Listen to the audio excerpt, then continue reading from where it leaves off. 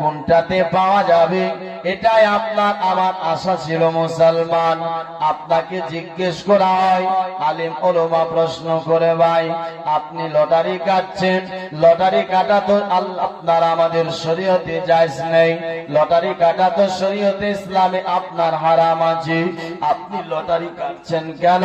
কারণ আপনার কাটার উদ্দেশ্যটা কি একটুখানি বলো। আপনি আমি আপনার তাকে জবাব দিব, প্রশ্নের উত্তর দিব, হুজুর আমি লটারি কাটতেছি ঠিক আছে, কিন্তু আপনার সাথে ওয়াদা করতেছি যেই দিন আমার করোড় টাকা লেগে যাবে সেই দিন আমি তওবা করে নেব। নাকি হবে না? বাদ দিবি? হ্যাঁ, ওর 1 কোটি লাগবে না, ও বাদ দিয়ে দিবি। আশা তো এটা আছে, আশা এটা আছে। তবে আপনাকে শুধু বোঝাতে চাই ব্রাদার, আচ্ছা আপনি তো বলছেন 1 করোড় টাকা লেগে গেলে আমি কি করব? তওবা করে নেব। আচ্ছা বলেন তো, আপনি যে লটারি কাটলেন, লটারি কাটা তো জায়েজ ছিল না, হারাম ছিল, আপনি বলেন ও 1 করোড় টাকা কোন কাজে লাগাবেন? হ্যাঁ, 1 কোটি টাকা আপনি কোন কাজে লাগাবেন?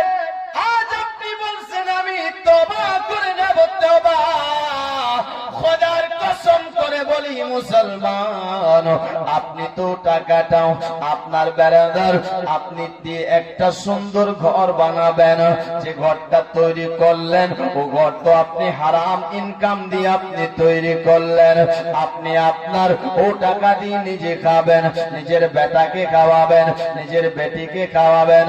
মুসলমান ভাই, তারপরে আপনি তওবা করবেন, তাওবাতান নাসুহার প্রতি আল্লাহর কাছে তওবা করবেন। আমি আপনাকে বলবো ভাই, তওবা তো দূরে থাক, এই তওবার পরে যদি আপনি 1000 বার আল্লাহর ঘর কাবা ঘরে গিয়ে জিয়ারত করেন, আপনি যদি রাত দিন 24 ঘন্টা আপনি নামাজে পড়ে থাকেন, ইবাদতে পড়ে থাকেন, খোদার কসম আল্লাহ তাআলা আপনার একটা নামাজও একটা হজও কবুল করবে না। কেন কবুল করবে না? কারণ হলো একটাও, আপনি হারাম আপনার কামাই আপনার ঘর হারাম ইনকাম দিয়ে ঘর বানিয়েছেন আর হারাম খাচ্ছেন। মুসলমান, হারাম খেয়ে আপনি ইবাদত করবেন, কোনো কাজে লাগবে না। আরেকটা মাসলা শুনেন, হয়তো আপনারা শুনেছেন অনেকবারই, আজ দুনিয়ার বুকে মানুষ সুদের ব্যবসা অনেক করে। কি সুদের ব্যবসা আপনার না করলে থাকতে পারে না, ওর পেট পালা হয় না, ওর আপনার সংসার চলে না। কিন্তু আমার আপনার দয়ার নবী মায়ার নবী মুস্তাফা বলছেন কি, যদি কেউ 1 টাকা সুদ খায়, 1 দিরহাম সুদ খেলে 70 প্রকারের গুনাহ হয়, আর তার থেকে যেটা ছোট গুনাহ সেটা নিজের মায়ের সঙ্গে 36 বার জিনা করলে যেই গুনাহ। কয়বার? 36 বার মায়ের সঙ্গে জিনা করলে যে গুনাহ হয়, আপনার সেই গুনাহটা হয়। মুসলমান ভাই, একটা লোক সুদের ব্যবসা করে, কত লক্ষ লক্ষ টাকা সুদের ব্যবসা করে, একটা টাকা খেলে 36 বার যদি হয়, 100 খেলে 3600 বার হয়, 1 লক্ষ হলে 36 লাখ বার হয়। মুসলমান ভাই, একটা লোক যদি মায়ের সঙ্গে বারবার জিনা করার গুনাহ করে, মুসলমান আপনি বলেন তো আমার আল্লাহ কি ওই লোকটাকে মাফ করবে? ওই লোকটাকে ক্ষমা করবে? আমার আল্লাহ ওই লোকটাকে ক্ষমা করবে না, আমার আল্লাহ ওই লোকটাকে মাফ করবে না। আমি বলবো, যদি সবে কদরের রাত্রি, যেই রাত্রিটাতে ইবাদত করলে 1000 মাসের থেকেও আফজাল সওয়াব রয়েছে। ওই মাসে ওই দিনে সবে কদরের রাত্রিতে ইবাদত করলেও আমার আল্লাহ মাফ করবে না, আমার আল্লাহ ক্ষমা করবে না। মুসলমান ভাই, এখানে আপনার প্রশ্ন হবে কি জানেন, যে শুধু খায় সে বলবে হুজুর আমি আপনার শুধু খেয়েছি, কিন্তু আমার মনে কোন যাচ্ছে আমি আপনার তওবা করব, আমি এখন আপনার আল্লাহ রাস্তায় আসতে চাই, আমি আর আপনার সুদ খেতে চাই না, আমি তাওবাতান নাসুহার প্রতি তওবা করতে চাই। হুজুর আমার কি মাফ হবে, আমার কি ক্ষমা হবে?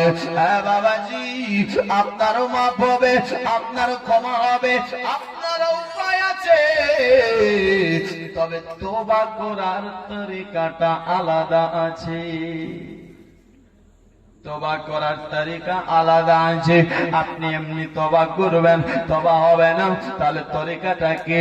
তরিকা হলো এটা যে আপনি যার কাছ থেকে সুদের টাকা নিয়েছেন, যতক্ষণ পর্যন্ত আপনি তাকে সে সুদের টাকাটা ফিরিয়ে দিবেন না, আমার আল্লাহ তাআলা ততক্ষণ আপনাকে মাফ করবে না। যতক্ষণ আপনি আপনার টাকাটা ফিরিয়ে দিবেন না, আল্লাহ ততক্ষণ মাফ করবে না। আপনি এখানে আবার প্রশ্ন করবেন, প্রশ্নটা কি? হুজুর আমি তো আপনার তওবা করব, আপনি বলছেন টাকাটা ফিরিয়ে দেন, কিন্তু আমার কাছে তো টাকা নাই, আমি তো এস মস্তিতে জিন্দেগিতে আপনার সব টাকা শেষ করে দিয়েছি, টাকা সব করিয়ে ফেলেছি, আমার কি উপায় আছে? আমি আপনার কি করব একবার বলেন। আপনাকে বেড়া ধার করতে হবে কি জানেন? আপনি যার কাছ থেকে সুদের টাকাটা নিয়েছেন, আপনাকে তার কাছে যেতে হবে, তার কাছ থেকে মাপ চাইতে হবে, হাত ধরতে হলে হাত ধরতে হবে, পা ধরতে হলে পা ধরতে হবে, যতক্ষণ ওই লোকটা মাফ করবে না, আমার আল্লাহ মাফ করবে না রে মুসলমান। কেন? হক হলো দুটা, হকুল্লাহ আর হকুল ইবাদ। একটা হলো বান্দার হক, আর একটা হলো আপনার আল্লাহর হক। আল্লাহ বলছে পাহাড়ের থেকে বড় বড় গুনাহ করেছো, পাহাড়ের থেকে বড় বড় পাপ করেছো, পাহাড়ের থেকে বড় বড় গুনাহ করেছো না কেন? আমি আল্লাহর কাছে মাফ চাইবে, আমি আল্লাহ মাফ করে দেব, আমি আল্লাহ ক্ষমা করে দেব। কিন্তু তুমি গরিবের হক মেরে খেয়েছো, গরিবকে ঠকাইছো, একজন মানুষ হয়ে মানুষের হক মেরে খেয়েছো। ও বান্দা হয় বান্দা, তুমি হক